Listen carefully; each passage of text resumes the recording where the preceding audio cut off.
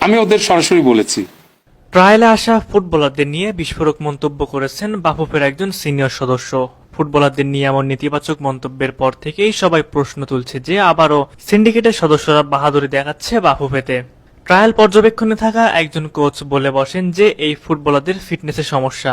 একটু পরে আবার কথার ভঙ্গি চেঞ্জ করে তিনি বলেন, ফিটনেসের সমস্যা হলো তারা অনেক স্কিলফুল।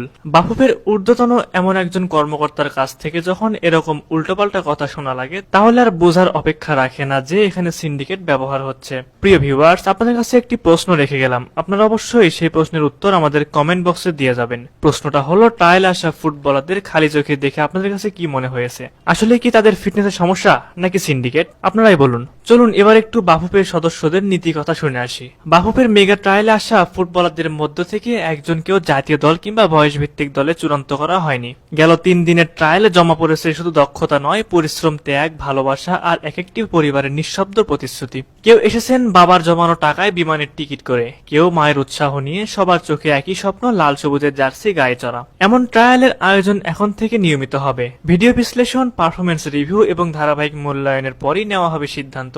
ট্রায়ালে আসা প্রতিটা ফুটবলারের ডাটা সংরক্ষণে রেখে নিয়মিত বাফুফের পক্ষ থেকে রাখা হবে যোগাযোগ। এতক্ষণ যেই নীতি কথাগুলো শোনালাম, এই কথাগুলো বলেছেন সাইফুল বারী টিটু। মুখে এসব বড় বড় কথা বললেও বাস্তবে কাজের সাথে কোনো মিল নেই। সিন্ডিকেট যদি নাই থাকবে, তাহলে ট্রায়াল আসা 52 ফুটবলারদের মধ্যে থেকে একজনকেও কেন সিলেক্ট করা হবে না?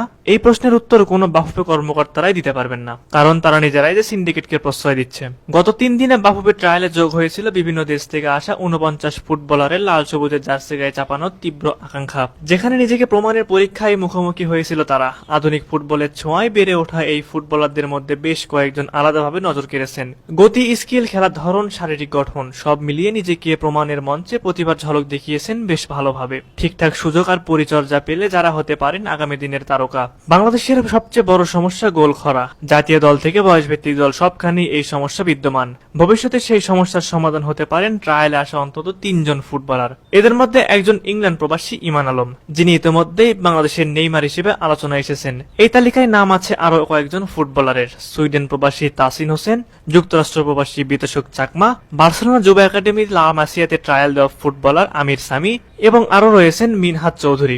জাতীয় দলের মিডফিল্ড নিয়ে আপাতত চিন্তা নেই। হামজা চৌধুরী, সমিত সোম, কিউবা মিচেল্লা দায়িত্ব সামলাবেন। কিন্তু যদি প্রশ্ন করা হয় এরপর কারা, সেই প্রশ্নের উত্তরও মিলেছে ট্রায়ালে, যাদের মধ্যে রয়েছে ইংল্যান্ড প্রবাসী ইব্রাহিম নেওয়াজ, ওয়েলস প্রবাসী সামির মিয়া। কিন্তু এখন দেখা যাচ্ছে বাফুফের সিন্ডিকেটের কারণে এই ট্যালেন্টগুলো হারিয়ে যাবে। সুপ্রিয় দর্শক, ট্রায়াল নিয়ে যে সিন্ডিকেট হচ্ছে সে বিষয়ে আপনাদের কোনো মতামত থাকলে অবশ্যই আমাদের কমেন্ট করে জানাবেন।